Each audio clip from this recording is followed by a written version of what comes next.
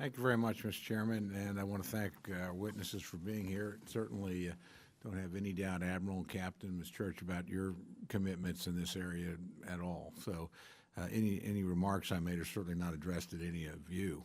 And frankly, I don't have any doubt about our friend Secretary Price either. My friend, the chairman, and I actually visited with him. I'll submit this for the record. I think you already have it, though. And showed him, what our federal expenditures per capita for Native Americans, Medicaid recipients, Medicare recipients, veterans, whatever. And as you can imagine, I mean, spending on Native American health is at the absolute bottom, and not by a little bit, but by a lot. This is clearly a place, no matter how hard this committee has worked, and it has on a bipartisan basis over recent years, we've not been able to get to anywhere near where we'd like to be. So a $300 million cut really isn't defensible or acceptable. Whether the administration knows it or not, this budget reflects that it doesn't care very much about Indian health care. I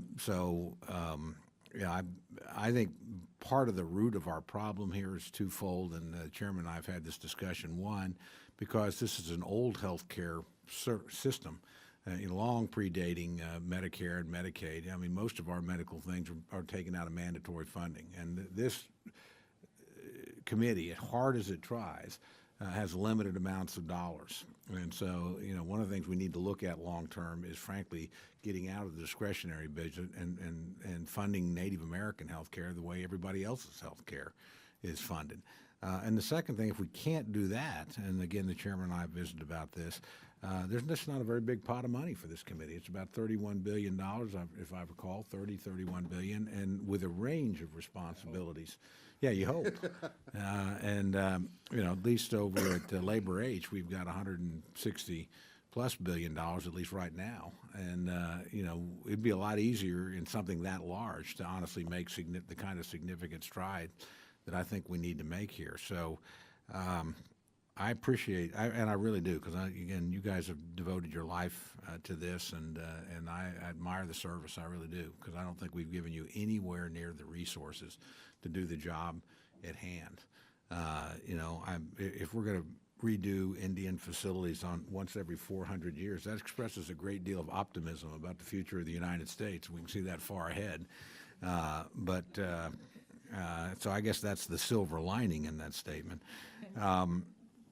We do have, too, as you know, tremendous variation. This committee took a Codell a number of years ago. I know Mr. Simpson was on it. My good friend Ms. McCullum was on it. And we saw what was really a first world health care system that the Chickasaws had, because they put a lot of their own money in it.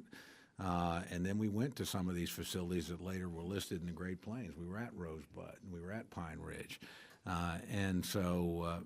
The care difference, was just dramatic. And the difference was nothing wrong with the people in those two places. They just didn't have anywhere near the resources they needed. And obviously, they're remote locations. It is very difficult to get personnel to come and stay there. So, how you administer a system that diverse with that different capability, frankly, at the tribal level is an interesting question. But the bottom line is the Chickasaws are doing a lot more because they can, but they shouldn't have to. This is a treaty obligation. I'm no lawyer, but when I look at numbers like this, you couldn't take the United States government to court, which the Indians have done before on contract services, and win.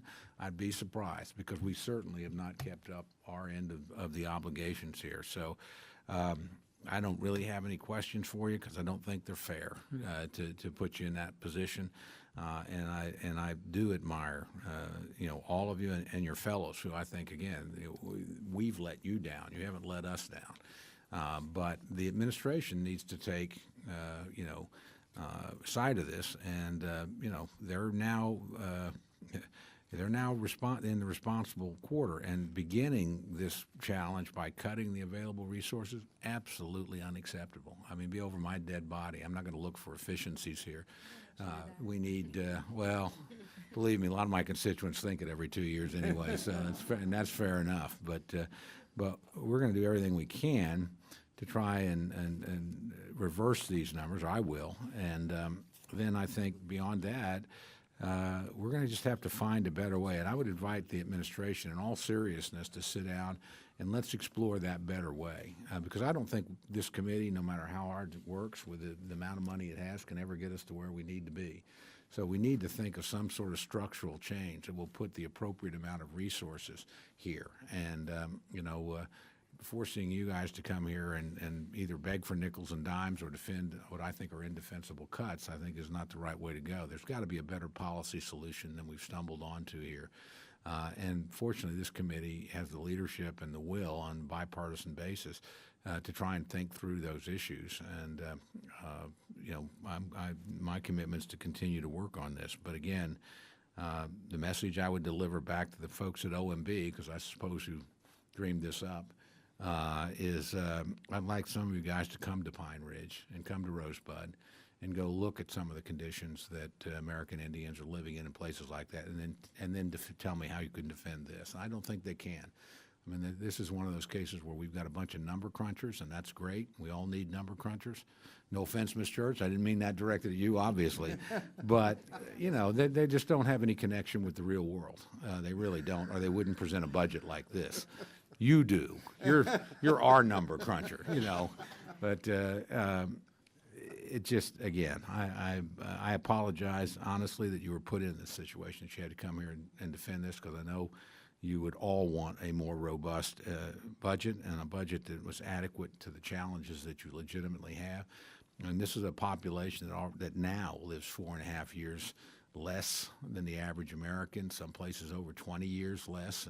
Indian men, white men, I think in Montana, that's the number. Higher rates of disease than any other part of our population, more challenged in every other way. And to think we're going to sit here and cut this is just, honestly, I very much hope Congress does not ever do anything like that. We've got a bad enough record over the course of 240 years. This committee's done what it can under bipartisan leadership in the last few years to try and reverse that, which I'm very proud of this committee and the members on both sides of the aisle, the chairman we've had on both sides of the aisle, two of which are sitting right next to me now. And we can do better than this. So I admire your bravery for being here and your professionalism. I hold you all in very high esteem, but I can tell you whoever came up with this budget, I don't hold in high esteem. And do everything I can to make sure it doesn't stand. With that, I will yield back.